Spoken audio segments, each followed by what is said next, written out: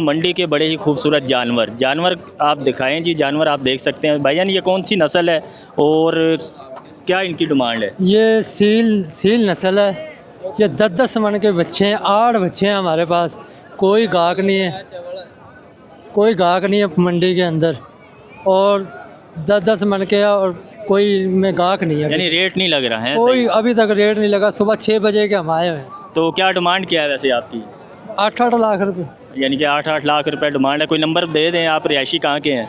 मैं यहाँ का ही हूँ, रिहायशी खातमाबाद का। नंबर दें जी फिर कोई। 0303 98 10,007। तो ये भाई का नंबर आ गया जी। जानवर माशाल्लाह बड़े ही खूबसूरत हैं, 10-10 12-12 मन के जानवर हैं। तो आप भी अगर रेट बनता है तो आप ले सकते हैं। 8-8 लाख रुपए भाई की डिमांड है, तो भाव ताव आप करके आप ले सकते हैं जी। दिखाएं जी माशाल्लाह 8 के 8 जानवर। 2-4 ये और बाकी कहाँ खड़े हैं? ये अच्छा, 4 ये खड़े, 4 ये खड़े।